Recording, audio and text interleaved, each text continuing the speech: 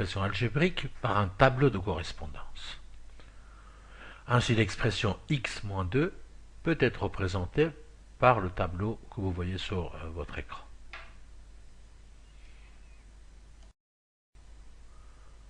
On peut aussi représenter ces valeurs d'une manière très différente en utilisant la géométrie. Si vous avez déjà joué à la bataille navale, vous pouvez facilement comprendre ce type de représentation. On attribue des coordonnées à chaque case sur un plan. Dans cet exemple, les colonnes sont numérotées de 1 à 8 et les lignes de A à H. Chaque case est le croisement entre une ligne et une colonne. On peut l'identifier sans ambiguïté en lui associant la lettre correspondant à la ligne et le numéro de la colonne. Ces valeurs constituent les coordonnées de la case. Par exemple, la case qui se trouve au croisement de la ligne C et de colonne 4 peut être nommée la case C4.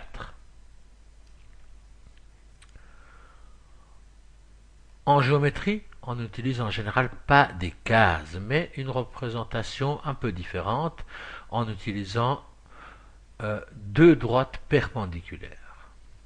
Chaque point sur le plan peut être identifié ainsi grâce à deux nombres. Ces nombres sont appelés les coordonnées du point. Par convention, on indique en premier le coordonnées horizontale et en deuxième le coordonnées verticale. Revenons à notre tableau. Chaque colonne comporte deux valeurs.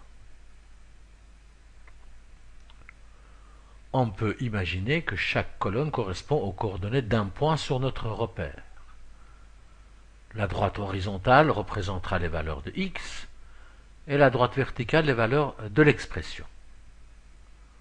On peut reporter ces points sur notre graphique. Le point -2, -4, la première colonne, correspondra à un point. La colonne -1, -3 correspondra à un deuxième point, et ainsi de suite. On peut relier ces points, et dans cet exemple, tous ces points sont alignés, et la figure obtenue est une droite. Cela sera toujours le cas pour des expressions de premier degré. La représentation graphique d'une expression de premier degré est toujours une droite.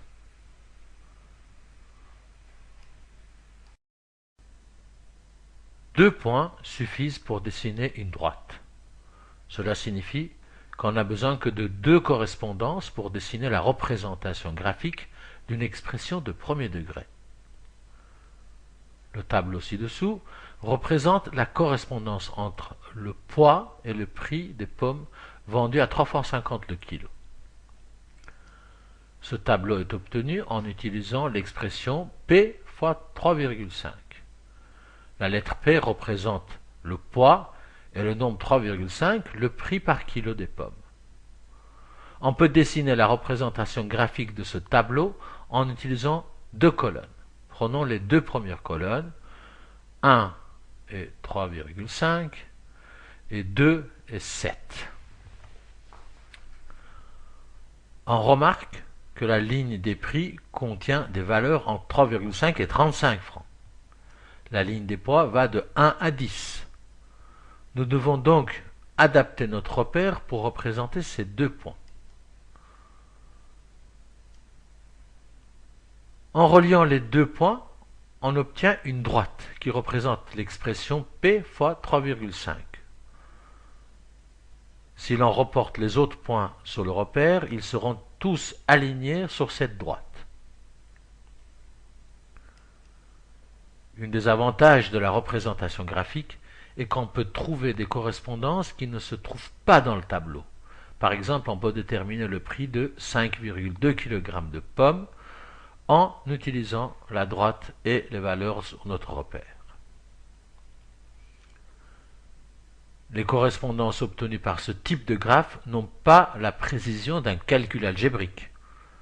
Dans cet exemple, le repère ne permet pas de poser précisément la valeur de 5,2, ni de lire avec exactitude la correspondance sur l'axe des prix.